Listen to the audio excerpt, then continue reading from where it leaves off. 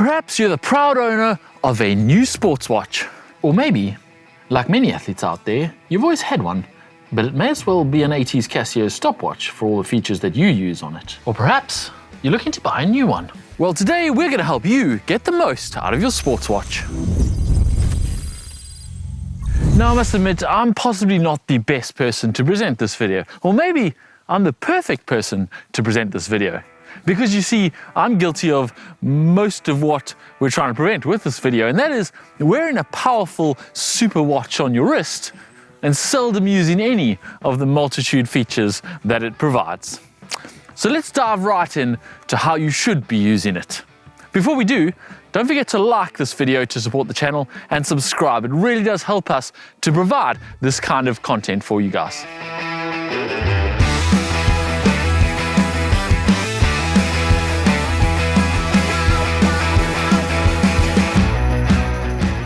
Firstly, make the watch yours. This isn't the 80s where the settings, options and display are programmed into the watch by some guy in China. You can customize almost everything on a modern day watch, and you should.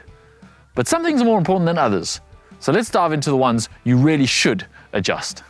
Your biometrics, age, height, weight, and activity level are important to have correct in your watch so that it can accurately give you feedback on your performance. More about performance analysis later.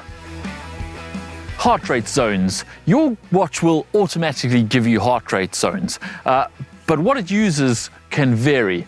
It may use predicted max heart rate zones, or it may use predicted max and predicted resting heart rate zones, or it may use an input max or resting heart rate zones. It may even use lactate threshold heart rate zones. Whichever your watch does use, make sure that it's accurate, or at the very least verify the accuracy of the zones that it is giving you before you start doing all the training. This is important not only when you prescribe the intensity of training, but also later when you analyze how hard you worked in that session. For example, a Garmin defaults to a percentage max heart rate zones, but you can change it to a lactate threshold heart rate zones if you know what your lactate threshold is, whereas Coros actually defaults to lactate threshold heart rate zones using a predicted lactate threshold to calculate your zones. Your displays. Most watches these days allow you to fully customize what you display on the screen. If you go for your run and you have 7 data fields displayed on your screen, but you actually only ever look at 2 or 3 of them, then you should definitely refine that to make your watch more useful for you. You can also have different screen setups for different tasks, such as, for example, a race screen, which displays more data that you wouldn't normally use in your training, but you need on race day, like your average heart rate or your average pace. Or perhaps you're someone who races with no data and you actually want to have less display on that race screen. Also, for a lap session where you're doing intervals, you may want to see your last lap interval, your last lap heart rate, and you can display that, whereas when you're just generally training, you don't want to display that data. You can also, of course, customize the general look and feel of your watch with colors and displays. Or you could just use the factory default if that's what you prefer. Well, you do you. When it comes to actually training with a sports watch, it pays to invest some time before training to get the most out of the time spent training. This means building your own sessions or downloading them from a coach onto your watch that can then guide you through the whole session, telling you when to start, when to stop, when to push harder, and when to ease up. It's like having a coach on your wrist there with you throughout the whole session. So it really is valuable to spend some time getting this nailed and dialed before you start the session to get the most out of your session. You can also use your watch to just make more enjoyment out of your training, such as exploring new routes that you download onto your watch and can follow using your smart sports watch, or even just heading out, getting lost on purpose and using your watch to navigate back home. Next, let's talk about some skills or features your watch might have that you haven't made use of, like a fitness test. Knowing where you are fitness-wise is important at any part of your program, but if you've just had an injury layoff or you're starting a new program, it's even more important. And your smart sports watch can guide you through fitness tests specific to your fitness so that you can get a good idea of where you are fitness-wise. And A smart sports watch can give you more than just a snapshot of your current fitness. It can use these fitness tests to estimate things like your VO2 max or even your lactate threshold. Remember what I said about knowing your lactate threshold so that your heart rate zones are accurate?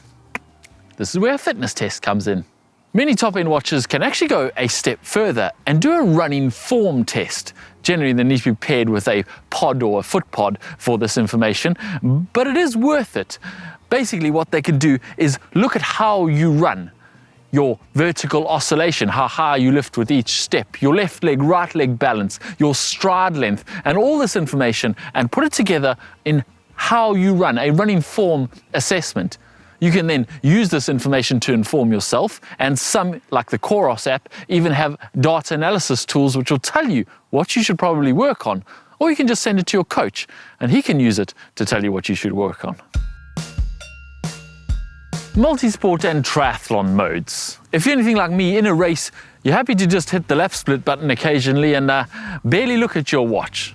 But that's actually missing a trick these days, because your watch is capable of so much more than that. You can preset it into a multi-sport mode so that it knows what sport you're doing at each part of the race. This means that not only does it display the correct data for that sport, there's no point showing your pace in minutes per kilometer while you're on the bike, it also means that it's recording the right data for that particular sport for analysis afterwards. And this can be pivotal in your next race.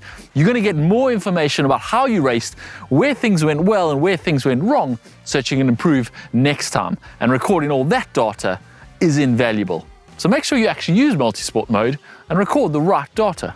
Finally, the power of the rest of the time. We all know the value these days of lifestyle trackers, things that track your resting heart rate and your HRV, your O2 levels, your sleep and your stress levels.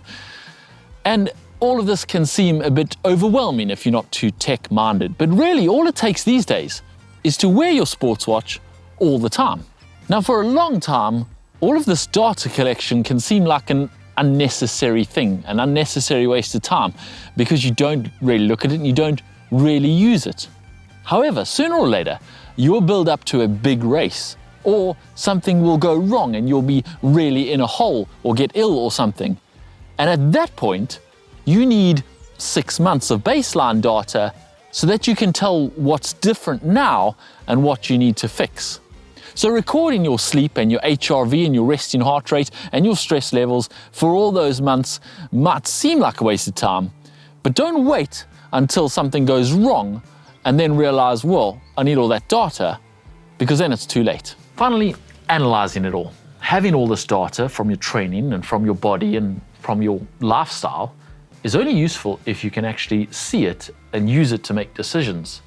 And you can use third-party apps like Training Peaks or Strava to analyze your data, but many watch brands actually have their own analysis tools like Garmin Connect or the Coros Training Hub, which is what I've got open here. With this, you can not only analyze all the data that you get all the time and make decisions based on your training, but you can also use it to plan ahead and build those sessions which you send to your watch. Having gone through all of that, there are definitely a few things I should be doing to get more out of my sports watch, like a threshold test, and maybe I get hold of Coros and they can send me a pod so that I can assess my running form, because it's never too late to improve something. Hope you've given you some tips on how you can get more out of your sports watch. Thanks for watching and happy training.